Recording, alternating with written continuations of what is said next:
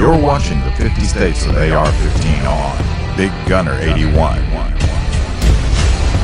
Brought to you by BATArms.com. Welcome everyone to the 50 States of AR-15 project. I'm your host, Rick, aka Big Gunner 81. Today we have for you the Minnesota rifle. I know it's been long awaited for. We've got a lot of guys and girls out there checking out the pictures on Instagram and Facebook and so forth, and asking questions about different things on it. And I'm excited to bring this to you today. And of course, has been safety checked. No cartridges in the chamber, no mag in the mag well, so we're safe to film. But anyhow, I do want to first off, before we get into the rifle build itself, talk a little bit about the companies. Mention the companies that are involved that made this possible. We've got Taccom, JP Enterprises, US Arms Incorporated, Obsidian Arms, Hiperfire, and Luth-AR, and of course BAT Arms LLC. You can check them out at BATArms.com, our sponsoring FFL. I gotta say, one of the things people ask often is, what's your purpose of this rifle? What are you building it around? What's the idea for this rifle? And every state's a little different, and this one is going to be centered around 3-gun. Actually, what I found out was there's a lot of great resources in Minnesota that make great competition components. They also make a lot of great defensive components as well for the AR platform. But I gotta say, the competition aspect is pretty awesome. They have a lot of great engineering, designs, just amazing stuff, a lot of cool technology. So we're going to basically do the regular typical front to back overview of the rifle and kind of talk about some of the components that went into it. First off, we got Taccom's adjustable ultra lightweight compensator. They come in 2 different diameters. This one's a 750 to match the barrel that we're using today. It is adjustable, has 3 little set screws you can take out, one left, one right, one in the center to kind of adjust the muzzle rise and so forth with those little set screws. Kind of a neat little idea. It's very budget minded in pricing as well. I'm not going to get into the prices of any of the components, by the way, but it is a good option if you're on a budget and want something that's kind of tunable. Next up, we have the US Arms 16-inch barrel here. It's been Cerakoted in a light silver Cerakoting, and basically it's a 223 wild chambered M4 profile cut barrel, basic barrel.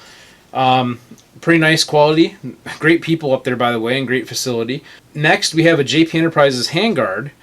This is their Gen 2, I believe it's 12.5-inch handguard. And underneath it, what you can't see is the JP Enterprises adjustable gas block and their gas tube as well. Now, you might be wondering, why are you going to use the adjustable gas block? Well, you might be kind of seeing right here, there's some cool components that are behind the barrel that kind of require an adjustable gas block, which we'll get to in just a moment. So, next up, we've got in the center of this rifle, the heart of this rifle, the base of the rifle, the Obsidian Arms upper and lower billet receiver set.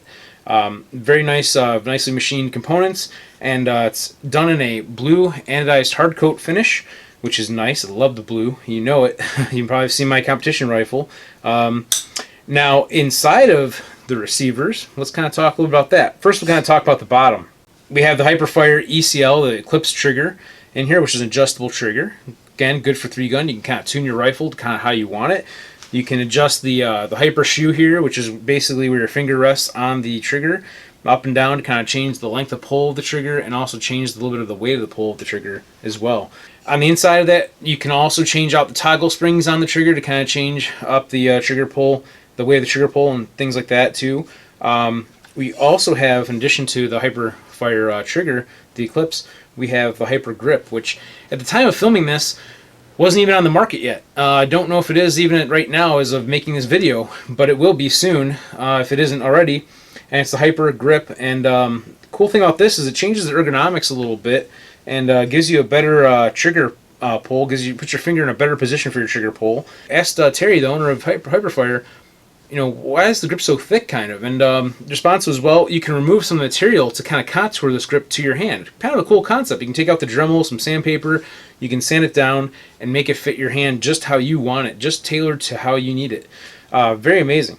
Mated with the trigger, we have JP Enterprises ambidextrous safety selector here, and it's also kind of like in a silvery finish. It might be a Cerakote, not exactly sure.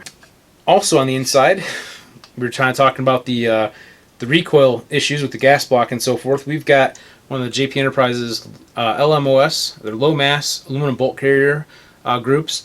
Actually, the bolt steel, it's one of their enhanced bolt carrier bolts, but the bolt carrier itself is made out of aluminum. And inside, another cool piece is a titanium firing pin. Very lightweight firing pin. And I might be saying, hey, firing pin's not all that heavy to begin with. Now, I didn't scale them, but you can tell the difference between a titanium firing pin and a steel firing pin. I put them both in my hand just to kind of see, and it's amazing how much that small component can actually be lightened by using a different material. Amazing stuff.